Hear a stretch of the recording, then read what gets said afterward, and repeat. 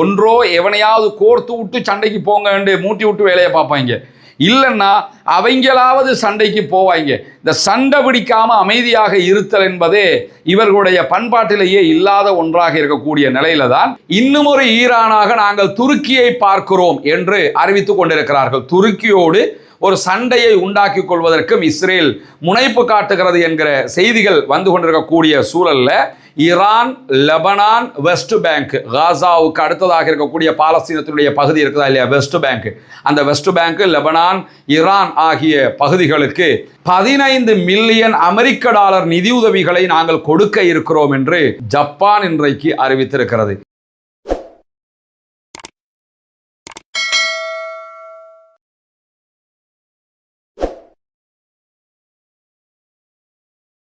அன்பிற்கினிய சகோதர சகோதரிகளே, நம் அனைவர் மீதும் ஏக இறைவனுடைய அமைதியும் கருணையும் உண்டாகட்டுமாக என்கிற உயரிய பிரார்த்தனைகளோடு தொடர்ச்சியாக பாலஸ்தீனத்தில் தொடங்கி ஈரான் வரைக்கும் நடைபெற்ற ஒரு மாபெரும் சண்டை ஓரளவுக்கு தணிந்திருக்கிறது என்கிற செய்திகளை நம்ம பார்த்து வருகிற அதே நேரத்தில் அமெரிக்காவுக்கும் ஈரானுக்கும் இடையில் ஒரு ஒப்பந்தம் ஏற்பட்டிருக்கிறது. இந்த ஒப்பந்தத்தை வரலாற்று சாதனையாக ஒருபுறம் பேசி கொண்டிருக்கிறார் அமெரிக்க அதிபர் டொனால்ட் ட்ரம்ப், மறுபுறமாக ஈரான் இது ஒரு அமெரிக்காவின் சரணடைந்த யுத்தம் என்று அமெரிக்கா தோல்வி அடைந்ததை மிக நுட்பமாக சுட்டிக்காட்டி கொண்டிருக்கிறது. இந்த சூழலில் தான் இன்றைய நாளில் சில முக்கியமான செய்திகள் நடைபெற்றிருக்கிறது. குறிப்பாக சற்று நேரத்துக்கு முன்பதாக அமெரிக்க அதிபர் டொனால்ட் ட்ரம்ப் தன்னுடைய சோஷியல் ட்ரூத் சமூக வலைதள பக்கத்தில் ஈரானை கண்டித்து ஒரு அறிக்கை வெளியிட்டிருக்கிறார். அந்த அறிக்கையில் இன்றைய நாளில் ஹொர்முஸ் பகுதிகளில் 4 ஆளில்லா விமான தாக்குதல்களை ஈரான் நடத்தி இருப்பதாகவும் அந்த 4ல் 3ஐ நாங்கள் முறியடித்திருக்கிறோம் என்று சொல்லக்கூடிய அமெரிக்க அதிபர் டொனால்ட் ட்ரம்ப் அவங்க என்ன சொல்ல வர்றார் என்று சொன்னால், இதில் ஒரு ஆளில்லா விமானம் தாக்குதலை முறையாக நடத்தி இருக்கிறது, ஒரு சர்வதேச கப்பல் மீது தாக்குதல் நடத்தப்பட்டிருக்கிறது, அந்த கப்பலுடைய மேல் தளம் தாக்குதலுக்கு உள்ளாகி இருக்கிறது என்று சொல்லக்கூடியவர் ஈரானுடைய முட்டாள்தனமான சமாதான உடன்படிக்கையை மீறிய ஒரு செயல்பாடு என்று குற்றம் சாட்டியிருக்கிறார். ஆனால் உடனடியாகவே ஈரான் இதற்கு பதிலடி கொடுத்திருக்கிறது. அந்த பதிலடியில் இந்த தாக்குதலுக்கும் எங்களுக்கும் எவ்விதமான சம்பந்தமும் தொடர்பும் கிடையாது, நாங்கள் தாக்குதல் நடத்தவே இல்லை என்பதை தெளிவுபடுத்தி இருக்கிறது. ஈரானை பொறுத்தவரையில் தாக்குதல் நடத்தினா ஆமாம் நாங்கள் தான் தாக்குதல் நடத்தினோம் அப்படின்னு சொல்லுவாங்க. ஆனால் இந்த தாக்குதலை தாங்கள் நடத்தவில்லை என்று தெளிவாக சொல்லியிருக்கக்கூடிய சூழலில் ஏற்கனவே லெபனானில் இருந்தும் வெளியேற வேண்டும் என்று இஸ்ரேலிய ஆக்கிரமிப்பு இராணுவத்திற்கு அமெரிக்காவே சொல்லியிருக்கக்கூடிய சூழலில் எப்படியாவது ஈரானுடைய அமெரிக்க ஈரான் ஒப்பந்தத்தை சீர்குலைக்கணுங்கிறதுக்காக தடுமாறக்கூடிய இஸ்ரேலிய ஆக்கிரமிப்பு இராணுவம் தான் மொசாதுடைய அறிவுறுத்தலின் பேரில் இப்படியான தாக்குதல்களை நடத்தி இருக்கலாம் என்கிற சந்தேகமும் தற்போது வலுத்து வருகிறது. எது எப்படி போனாலும் ஈரான் தாக்குதலை நடத்தவில்லை என்பதை திட்டவட்டமாக இன்றைக்கு ட்ரம்பினுடைய அறிக்கைக்கு பதிலடியாக கொடுத்திருக்கக்கூடிய சூழலில் தான் இன்றைய நாளில் யுஏஇயும் துபாயிலையும் என்ன பண்ணாங்கன்னு சொன்னால், எல்லோருடைய மொபைல் ஃபோனுக்கும் ஒரு அலர்ட் அனுப்பியிருந்தாங்க. அது இந்த யுத்த நேரத்தில் எப்படி தாக்குதல்கள் நடைபெறுகிற போது, ஈரானில் இருந்து ஏவுகணைகள் வருகிற போது அவங்களுடைய மொபைலுக்கு அலர்ட் போகுமோ, இந்த பக்கம் போயிடாதீங்க, இந்த ஏரியாவில் அட்டாக் நடக்க போகுது, இந்த ஏரியாவால் அந்த அட்டாக் நடப்பதற்கான வாய்ப்புகள் இருக்கிறது, எனவே வெளியே போகாதீங்க, கவனமாக இருங்க என்கிற விதமாக அந்த அலர்ட் போகும். அந்த மாதிரி இன்னைக்கும் ஒரு ஏவுகணை தாக்குதல் நடைபெற போகிற ஒரு அலர்ட்டை என்ன பண்ணியிருந்தாங்கன்னா யுஏஇ அரசாங்கம் எல்லோருடைய மொபைலுக்குமே அனுப்பி இருந்தாங்க.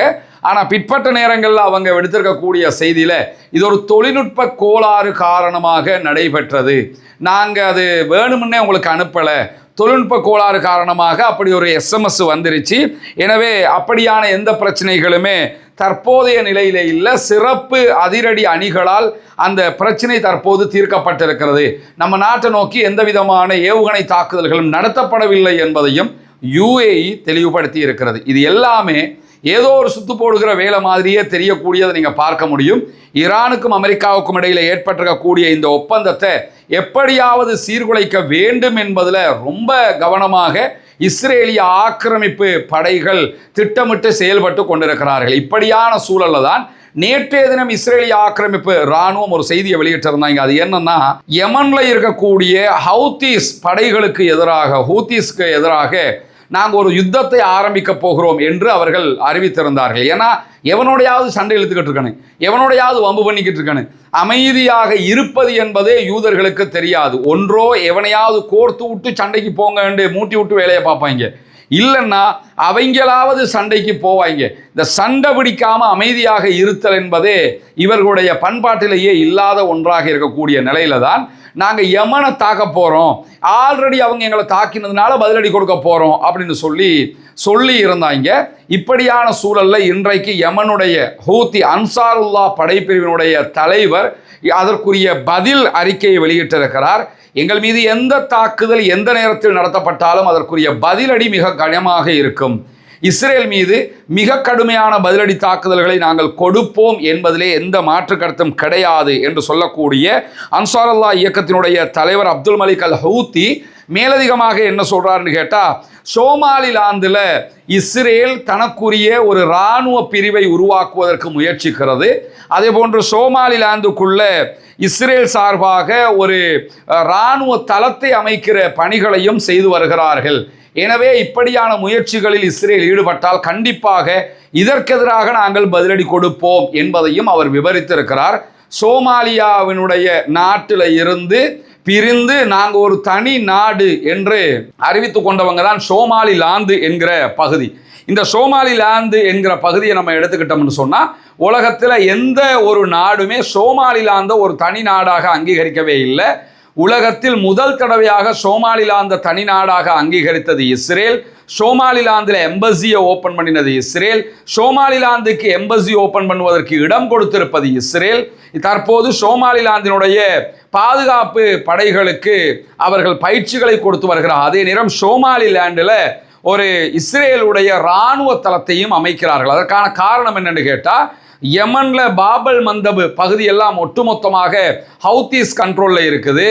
ரெட்சீல போகக்கூடிய கப்பல்களை அவர்கள் தடுத்து வரக்கூடிய சூழல்ல சோமாலிலாண்டுக்குள்ள ஒரு படைப்பிரிவை உருவாக்கி இராணுவ பேஸ் ஒன்றை உருவாக்கிட்டாங்கன்னு சொன்னால் அங்கிருந்து ரெட்சியை கண்ட்ரோல் பண்ண முடியும், ஹூத்தீஸுக்கு எதிராக தாக்குதல்களை நடத்த முடியும் என்பதற்காகத்தான் இஸ்ரேல் இந்த வழிமுறையை கடைபிடிக்கிறது என்பதால் அதை சொல்லி காட்டியே இன்றைக்கு ஹூத்தீஸ்களுடைய தலைவர் விடுத்திருக்கக்கூடிய எச்சரிக்கைகளில் எந்த ஒரு இராணுவ தளத்தை நீங்கள் அமைக்க முயன்றாலும் கண்டிப்பாக நாங்களே உங்கள் மீது தாக்குதலை ஆரம்பிப்போம் இருக்கார். நீங்கள் என்ன எங்களை வந்து தாக்குறது, நாங்களே உங்கள் மேலே அட்டாக் பண்ணுவோம், எந்த விதமான பதிலடிக்கும் நாங்கள் திருப்பி பதிலடி கொடுப்பதற்கு தயாராகவும் இருக்கிறோம் என்று சொல்லிட்டு செங்கடலில் இருக்கக்கூடிய முக்கிய கப்பல் போக்குவரத்து வழித்தடங்கள் மீதான கட்டுப்பாட்டை வலுப்படுத்துவதற்குத்தான் இஸ்ரேல் முயற்சிக்கிறது.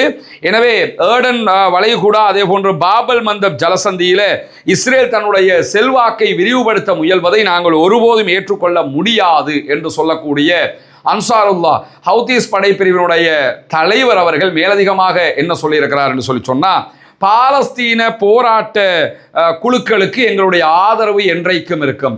நாங்கள் பாலஸ்தீனத்தை ஆதரிக்கக்கூடியவர்கள், அங்கே இருக்கக்கூடிய போராளி குழுக்களோடு துணையாக நாங்கள் தொடர்பிலே இருக்கிறோம்.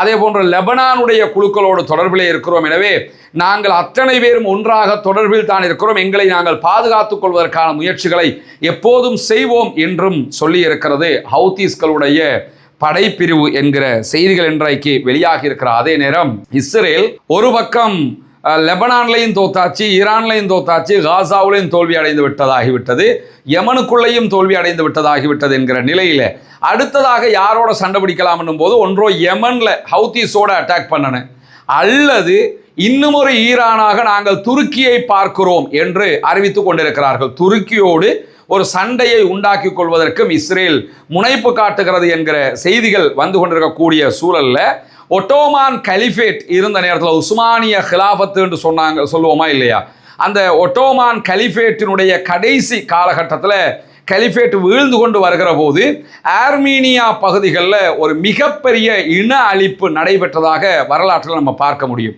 இந்த இன அழிப்பை துருக்கியர்கள் தான் செய்தார்கள் என்று சொல்லி சில செய்திகள் சொல்லப்படுகிற நேரத்தில் துருக்கியை இதனோடு சம்பந்தப்படுத்தி தங்களுடைய பாராளுமன்றம் நெசட்டில், இஸ்ரேலுடைய பாராளுமன்றம் நெசட்டில் ஆர்மீனிய இனப்படுகொலைக்கு துருக்கி தான் காரணம்.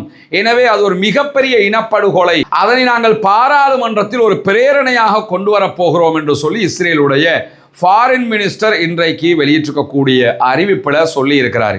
ஏற்கனவே நான் சொல்ல மாதிரி எவ்வளோடையாவது சண்டை பிடிக்கணும், என்னைக்கோ நடந்த ஒன்று அதுக்கு துருக்கி சம்பந்தமா இல்லையாங்கிற கேள்விகள் எல்லாம் இருக்கிற போது இப்போ துருக்கியை வம்புக்கெடுத்து நீங்கள் இனப்படுகொலை ஆர்மீனியாவில் செஞ்சுருக்கிறீங்க அப்படின்னு சொல்ல வர்றவங்க யாரு? நீ என்ன சுத்தவாளியா? காசாவில் செய்தது இனப்படுகொலை, ஈரானில் செய்தது இனப்படுகொலை, லெபனானில் செய்வது இனப்படுகொலை, யமனில் செய்தது இனப்படுகொலை. எங்கே தான் நீங்கள் இனப்படுகொலை செய்யலை?